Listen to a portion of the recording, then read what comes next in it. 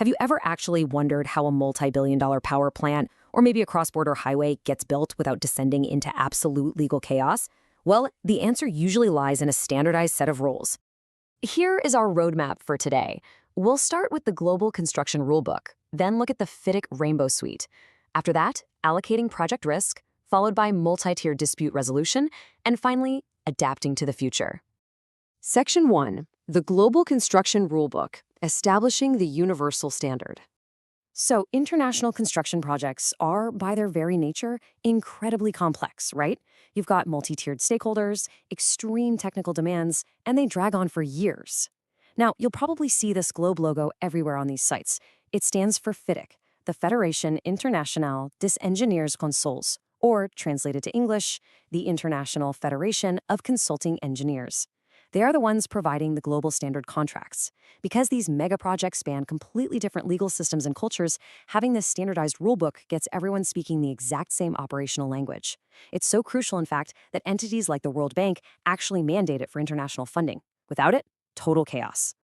Section 2. The FIDIC Rainbow Suite. The right book for the right project. Now, what's kind of cool is how FIDIC color codes its contracts based on the project delivery method. Let's break this down. The Red Book is your go-to for building and engineering works where the employer provides the actual design. The Yellow Book shifts gears a bit. It covers contractor design projects specifically for mechanical and electrical plant setups. For both red and yellow, the contract is administered by an engineer appointed by the employer. But then you have the Silver Book. This one is strictly reserved for total turnkey EPC, that's engineering, procurement, and construction projects. Here, the contractor takes total responsibility for both the design and the execution, and it's administered directly by the employer to guarantee maximum price and time certainty. And just as a quick side note, unlike the collaborative focus you might see in contracts like the NEC, the FIDIC suite is highly prescriptive. It lays out exact procedures and risk allocations right from the jump. Section 3. Allocating project risk. Who bears the burden? This right here is the beating heart of these contracts, how the burden shifts depending on the color of the book. In the red and yellow books, risks are shared on a fair and equitable basis. They basically look at who can best foresee and mitigate a specific risk. So the employer retains risks like errors in setting out data or, say, unforeseeable site difficulties. But jump over to the Silver Book and wow, the landscape changes drastically. The Silver Book shifts almost all the risk entirely onto the contractor. If there's an error in the site data or some crazy unforeseeable difficulty pops up, well, the contractor is expected to have already priced those in or done extensive due diligence beforehand. Because of this massive risk transfer, Silver Book projects require a much longer tender time for the contractor to prep. Section 4. Multi-tiered dispute resolution, resolving clashes on mega projects. Let's be real, construction inevitably leads to clashes. It just does. So to prevent costs from skyrocketing and relationships completely souring, FIDIC uses this fascinating multi-tiered staircase for disputes.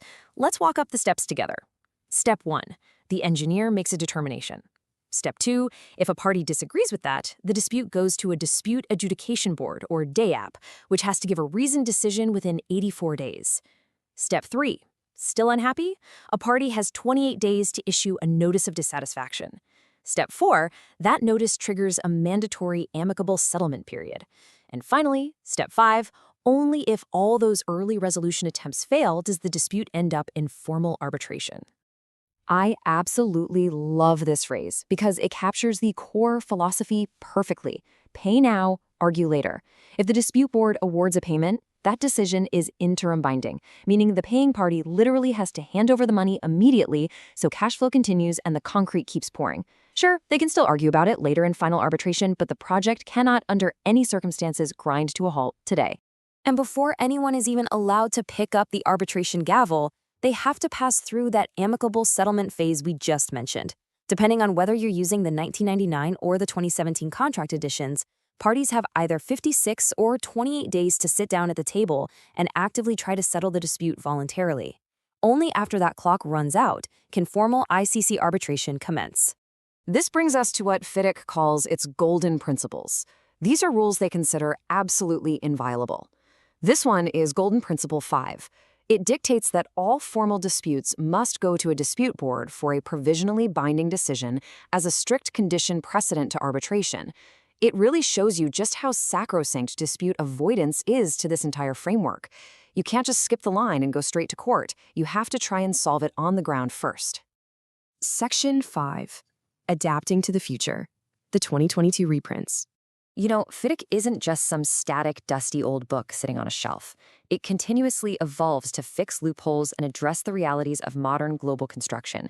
Take the 2022 reprints, for instance. They introduced some really vital changes. For one, they clarified exactly what constitutes a claim versus an actual dispute, requiring a distinct notice of dissatisfaction to trigger a true dispute.